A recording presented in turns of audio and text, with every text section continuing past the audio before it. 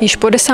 se letos uskutečnila celostátní odborná konference ředitelů a zástupců městských a obecních policií. Na dvoudenní akci měli strážníci ze všech koutů České republiky možnost diskutovat o nejrůznějších tématech s odborníky z Ministerstva vnitra, Policejního prezidia či kolegia ředitelů městských policií. A také se podělit o zkušenosti ze své praxe.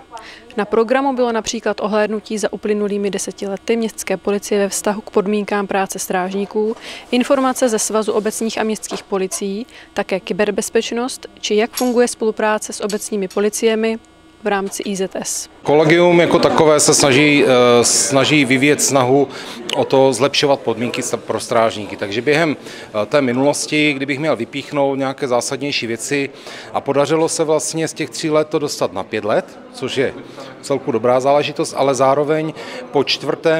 absolvování těchto zkoušek se strážník dostává absolutorium. To znamená, ten existenční problém ne úplně zmizel, ale výrazně se zlepšil.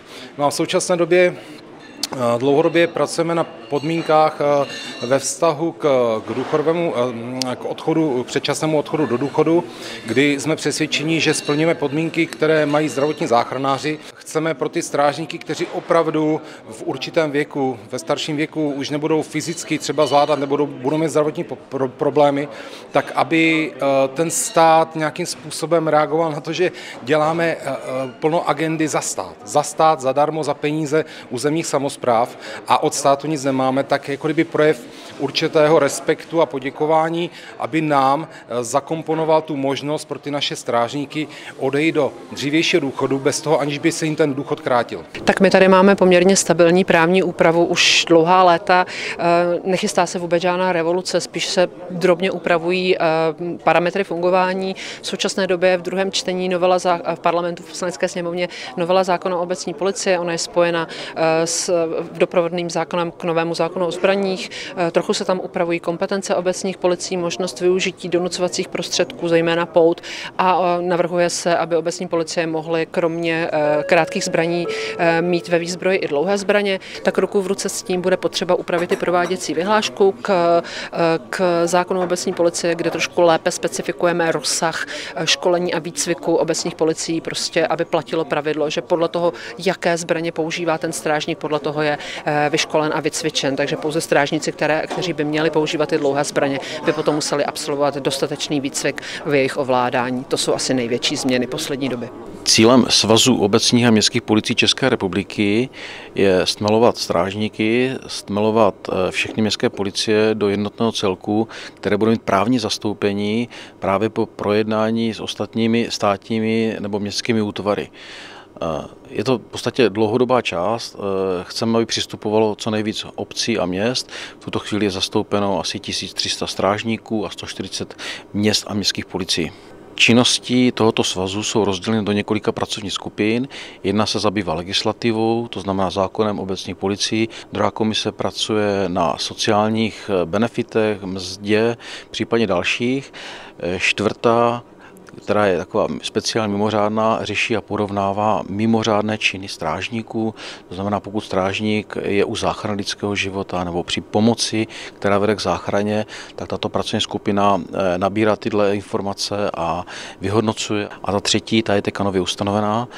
My se snažíme pojmenovat činnosti, které obce a její strážníci vykonávají na úrovni jak kdyby v zastoupení státu, to znamená výkon přenesené státní působnosti. Chceme to pojmenovat a chceme to kvantifikovat a i s nějakým návrhem participace státu k obecním rozpočtům za činnost obecních policií. V rámci aktualizovaných priorit strategie prevence kriminality v České republice teď připravujeme vlastně program na podporu pilotních obcí pro rozšiřování vlastně komunitní prevence kriminality a participativního přístupu v oblasti prevence kriminality.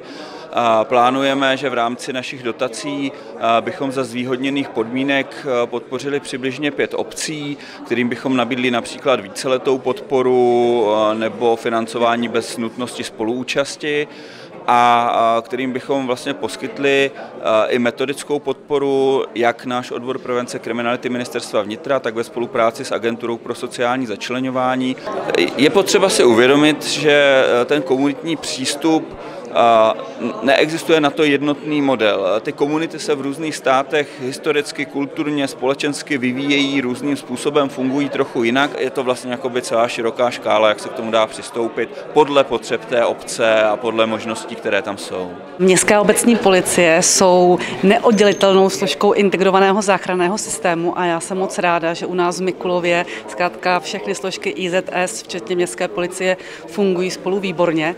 A takovou novinkou, kterou chystáme pro naši městskou policii, tak to je nová služebna pro strážníky, protože ta současná už je jim trošku malá, protože jich je 16 a já předpokládám, že do budoucna se budeme i rozšiřovat, protože jsme samozřejmě turisticky frekventované město. Tak my jsme tady dneska prezentovali systém od Milestoneu, který je, dá se říct, zastřešující systém vícero technologií, které té městské policii můžou pomáhat. Jedna část, a ta největší, je ta kamerová část, která tam vždycky u té obce nebo u té městské policie nějakým způsobem je už dneska. A druhá část, co ten Milestone je schopný zaintegrovat, je třeba audioanalýza pomocí těch jalut senzorů, která detekuje střelbu, rozbití okna, sprayerství a další tady tyto věci, bez toho, aniž by se vlastně člověk musel koukat na tu vizuální část, na ty kamery, ale vlastně pomocí toho audia už tu obsluhu upozorní dopředu, že se tam něco takto děje.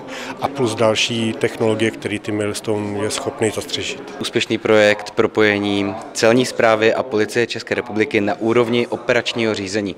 V podstatě tenhle projekt byl nějakým způsobem revoluční v tom, že dvě složky ozbrojené bezpečnostní složky státu, které zřizují různé orgány, to znamená ministerstvo vnitra a ministerstvo financí, se propojily na datové úrovni tak, aby vzájemně viděli svoje složky ve svých informačních systémech a mohli součinit na úrovni nějakých bezpečnostních opatření v rámci své bezpečnostních prací, mohli rychle orientovat a mohli si předávat informace v reálném čase.